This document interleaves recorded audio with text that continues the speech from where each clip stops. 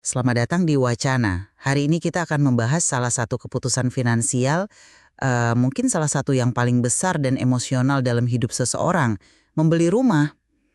Berdasarkan materi yang kita ulas, kita akan menantang sebuah keyakinan yang kayaknya udah mendarah daging banget, yaitu anggapan bahwa membeli rumah adalah investasi terbaik. Jadi pertanyaan utamanya adalah, apakah membeli rumah itu langkah finansial yang cerdas? Atau sebenarnya ada jalan lain yang lebih simpel dan lebih menguntungkan untuk membangun kekayaan?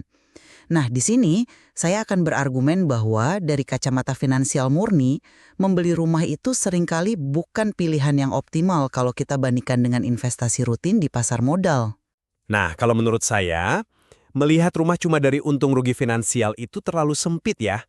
Saya akan mempertahankan pandangan bahwa kepemilikan rumah itu punya nilai yang jauh lebih besar. Sebuah nilai yang nggak bisa diukur pakai kalkulator. Oke, mari kita mulai dari mitosnya. Ide bahwa rumah adalah investasi terbaik itu kan kuat banget. Mungkin karena ini bagian dari American Dream yang diekspor ke seluruh dunia selama puluhan tahun. Kesalahan paling umum adalah cara orang ngitung untungnya. Kita semua pasti pernah dengar cerita kayak gini. Wah, nenek saya beli rumah tahun 70-an, harganya 100 juta. Sekarang laku 2 miliar, untungnya gede banget. Kedengarannya fantastis ya, tapi hitungan itu salah total. Itu sama sekali nggak memperhitungkan puluhan tahun, biaya perawatan, renovasi, dan perbaikan. Terus ada inflasi yang bikin nilai 2 miliar hari ini beda banget sama 100 juta di masa lalu. Tapi yang paling fatal, maksud saya yang paling sering dilupakan itu opportunity cost atau biaya peluang. Uang muka dan cicilan bulanan yang dibayarkan selama 30 tahun, itu coba bayangin, kalau dimasukkan ke instrumen investasi sederhana seperti reksadana indeks S&P 500, hasilnya bisa jauh-jauh lebih besar. Ini bahkan belum termasuk apa yang disebut biaya hantu. Biaya yang nggak kelihatan tapi terus menggerogoti. Bunga KPR selama puluhan tahun itu sendiri bisa sama besarnya dengan harga rumahnya loh. Terus ada pajak PBB yang harus dibayar tiap tahun, selamanya. Asuransi rumah. Semua itu kayak keran yang bocor pelan-pelan, tapi selama 30 tahun, air yang kebuang bisa memenuhi kolam renang. Data historisnya kan jelas, kenaikan harga properti jangka panjang itu rata-rata cuma sedikit di atas inflasi. Bandingkan dengan pasar saham yang bisa kasih return real 7-8% di atas inflasi per tahun. Jadi ya, secara matematis, menyewa dan menginvestasikan selisihnya adalah strategi membangun kekayaan yang jauh lebih superior. Oke. Saya paham soal angka-angkanya. Secara matematis, Anda mungkin benar. Tapi gini, mendasarkan keputusan sepenting ini cuma pada angka di spreadsheet, itu artinya kita kehilangan inti persoalannya. Ini bukan sekedar keputusan investasi. Ini keputusan tentang cara kita mau menjalani hidup. Ini tentang membangun apa yang narasumber kita sebut sebagai kehidupan kaya atau rich life, yang definisinya kan sangat personal buat tiap orang. Lucunya, materi sumber kita sendiri mengakui ini. Narasumbernya setelah membeberkan semua hitung-hitungan yang menunjukkan betapa nggak menguntungkannya beli rumah, pada akhirnya bilang kalau suatu hari nanti dia tetap akan beli rumah. Dia bahkan secara sadar menyebutnya sebagai keputusan finansial yang buruk. Itu kan sebenarnya sebuah pengakuan bahwa ada nilai lain yang nggak bisa diukur pakai uang. Nilai itu apa? Stabilitas. Rasa aman karena kita tahu kita nggak akan diusir sama pemilik kontrakan. Kebebasan buat mendekorasi, merombak, dan menciptakan sebuah ruang yang benar-benar milik kita. Bagi banyak orang, punya sarang sendiri itu fondasi kebahagiaan. Jadi kalau seseorang udah paham semua biayanya, udah sadar potensi keuntungan yang hilang di pasar saham, tapi tetap memilih beli rumah karena itu sejalan dengan visinya tentang hidup yang baik dan bikin dia bahagia, menurut saya itu pilihan yang 100% valid. Ini persimpangan antara logika finansial dan emosi gaya hidup. Saya ngerti. Saya ngerti nilai rasa memiliki itu penting. Tapi mari kita coba kuantifikasi sedikit. Materi kita memberikan contoh nyata. Biaya kepemilikan rumah di sebuah area bisa 2,2 kali lipat lebih mahal daripada menyewa properti yang sama. Katakanlah selisihnya 30 juta rupiah per bulan. Uang itu kalau diinvestasikan selama 30 tahun dengan return pasar rata-rata bisa jadi belasan bahkan puluhan miliar rupiah. Pertanyaan saya serius, jika Anda tahu bahwa dalam 30 tahun, keputusan membeli rumah ini merugikan Anda sebesar, katakanlah, 10 miliar rupiah dibandingkan menyewa dan investasi, apakah rasa memiliki dan kebebasan mengecat dinding itu masih sepadan? Di mana batasnya? Nah, itu dia poinnya. Batasnya ada di nilai personal masing-masing orang. Bagi sebagian orang, kebebasan dari pemilik kontrakan yang bisa naikin sewa seenaknya tiap tahun, atau kebebasan buat punya anjing tanpa perlu izin, atau punya taman buat anak-anak bermain, itu worth 10 miliar. Materi kita menyoroti ironi orang yang bilang ingin kebebasan, tapi malah mengikat diri ke KPR 30 tahun. Tapi ini bukan berarti membeli rumah itu salah. Ini berarti visi mereka tentang kebebasan yang belum jelas. Bagi orang lain, kebebasan itu justru terwujud dengan punya rumah sendiri. Mereka bebas dari ketidakpastian. Mereka bebas menciptakan stabilitas. Jadi ini bukan soal memaksimalkan return, tapi memaksimalkan kebahagiaan sesuai definisi masing-masing. Angka 10 miliar itu cuma relevan kalau tujuan hidup satu-satunya adalah akumulasi kekayaan. Bagi banyak orang, bukan itu tujuannya kan? Oke, saya paham soal kebebasan mendekorasi dan stabilitas versi Anda. Tapi bukankah ada kebebasan lain yang kita korbankan? Yaitu kebebasan untuk bergerak, fleksibilitas. Membeli rumah itu kayak menanam jangkar raksasa. Ini secara drastis mengurangi kelincahan kita, apalagi buat anak muda yang karirnya lagi menanjak. Kalau ada tawaran pekerjaan impian di kota lain atau bahkan negara lain, pemilik rumah kan nggak bisa begitu aja berkemas dan pergi. Proses menjual rumah itu rumit, lama, dan yang paling penting, mahal banget. Materi kita menekankan biaya transaksi yang masif ini. Ada biaya notaris, pajak penjual, komisi agen yang bisa sampai 5-10% dari harga jual. Makanya ada aturan praktis. Jangan beli rumah kalau nggak berencana tinggal di sana minimal 10 tahun. Waktu selama itu cuma cukup buat menutupi biaya transaksi jual belinya. Mengikat diri terlalu dini di satu lokasi bisa jadi penghalang besar buat pengembangan karir dan pengalaman hidup.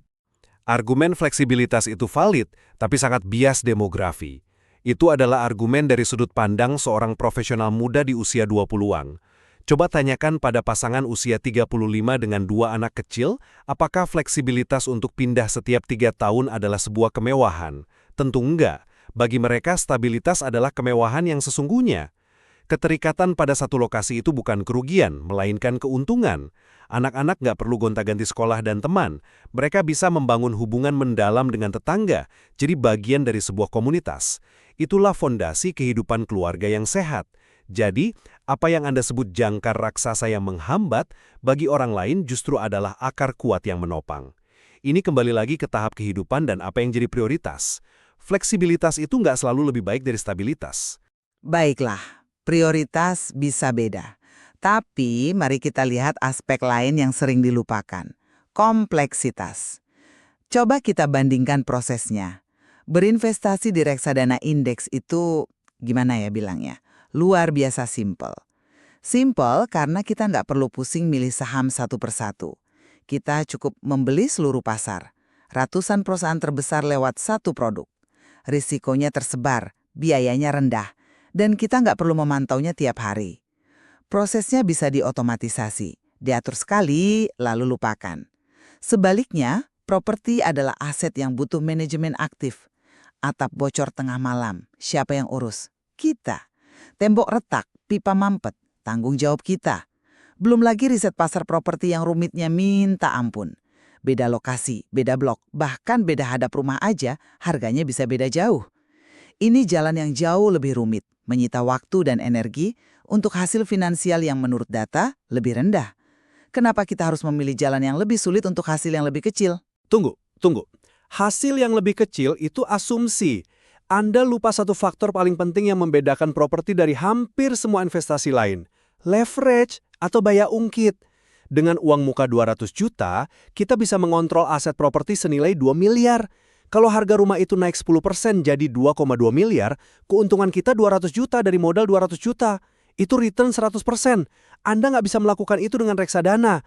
Kalau Anda investasi 200 juta di reksadana dan indeksnya naik 10%, keuntungan Anda ya 20 juta.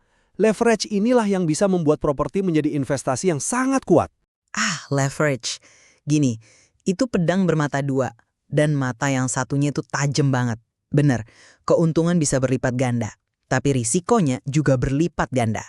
Dengan contoh yang sama, kalau harga properti turun 10% aja, dari 2 miliar jadi 1,8 miliar, modal 200 juta Anda, ludes, habis.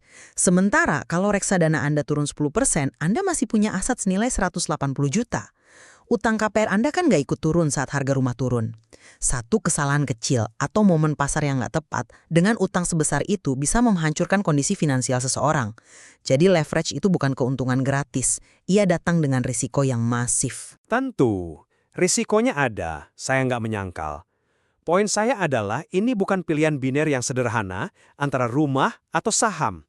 Pandangan Anda seolah-olah kita cuma bisa milih satu. Materi kita juga menyebutkan skenario lain, properti yang dibeli bukan untuk ditinggali, tapi untuk disewakan. Kalau dihitung dengan benar, ini bisa menghasilkan arus kas atau cash flow positif tiap bulan.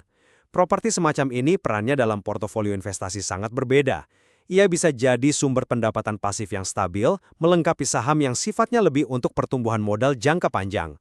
Jadi, diskusinya seharusnya bukan rumah versus saham, tapi bagaimana memahami peran yang berbeda dari setiap aset dan bagaimana mereka bisa bekerja sama dalam strategi keuangan seseorang. Menjaga fleksibilitas hidup, bukti matematisnya sangat kuat.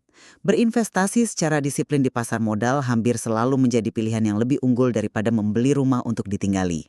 Pesan kuncinya adalah, selalu hitung angkanya dengan cermat sebelum membuat keputusan pembelian terbesar dalam hidup Anda. Jangan terjebak tekanan sosial atau narasi usang bahwa punya rumah adalah satu-satunya tolok ukur kesuksesan finansial. Saya setuju kalau menghitung angka itu krusial, tapi kesimpulan saya berbeda. Keputusan finansial terbesar itu nggak pernah murni soal finansial.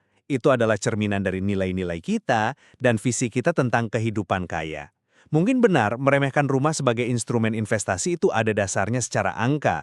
Tapi meremehkan rumah sebagai komponen penting dari kehidupan yang memuaskan, stabil, dan penuh makna, itu adalah pandangan yang sangat nggak lengkap.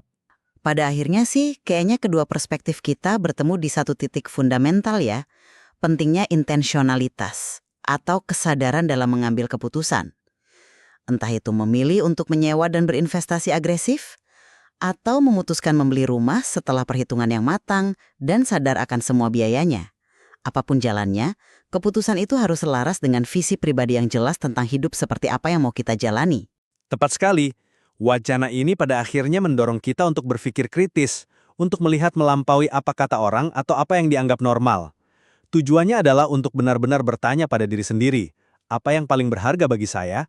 Apakah itu kebebasan finansial yang maksimal, atau kebahagiaan dan stabilitas yang didapat dari sebuah tempat yang bisa kita sebut rumah? Dan jawabannya pasti beda buat setiap orang.